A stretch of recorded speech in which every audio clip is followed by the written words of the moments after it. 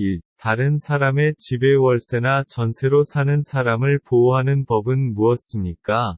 주택임대자보호법입니다. 2. 경찰의 수사를 지휘하기도 하고 범죄자에 대한 재판을 법원에 요청할 수 있는 권한을 가지고 있으며 재판 과정에 직접 참여하여 범죄자에 대한 처벌을 요구할 수 있는 국가기관은 어디입니까?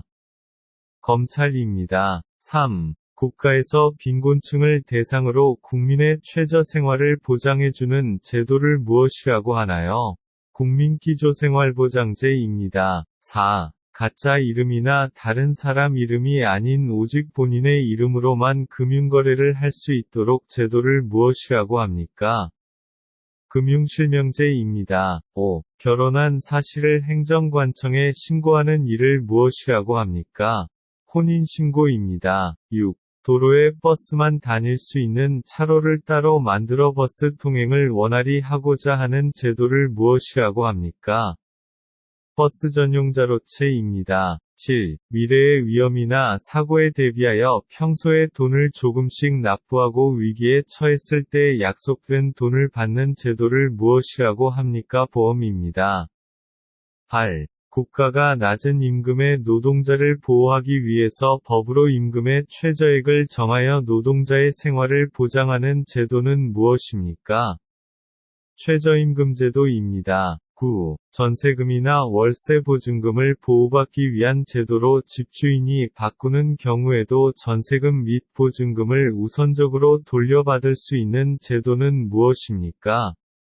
전세보증금 환반제도입니다. 10. 헌법의 기본원리를 말해보세요. 국가주권주의, 자유민주주의, 사회국가원리, 국제평화주의, 평화통일입니다.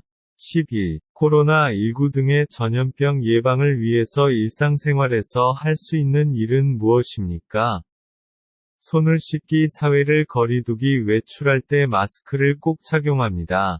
12. 임금의 언동과 정사를 기록한 책으로 국정운영에 참고할 목적으로 쓴 일기는 무엇입니까? 일성록입니다. 13. 동이나 금, 은, 보석 등 동상과 다르게 아파트, 토지, 상가 등은 움직일 수 없습니다.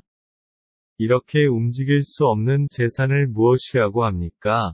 부동산입니다. 14. 남편이 아내 대신 집에서 살림하는 것은 무엇이라고 합니까?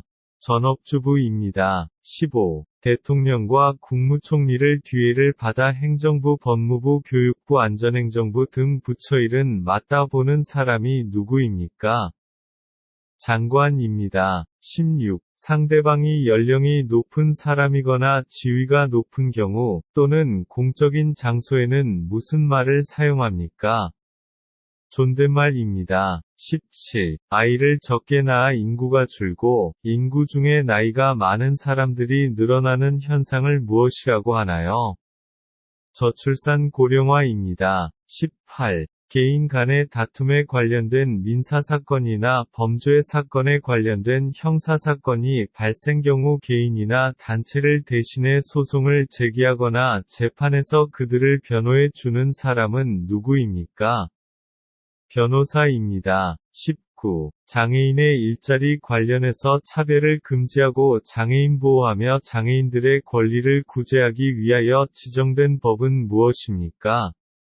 장애인 차별금지법입니다. 20. 교통사고의 위험으로부터 노인 또는 장애인을 보호하기 위하여 필요하다고 인정하는 때에는 도로 가운데의 일정 구간을 노인보호구역으로 또는 장애인보호구역으로 각각 지정하여 차마의 통행을 제한하거나 금지하는 등 필요한 조치를 할 수 있다.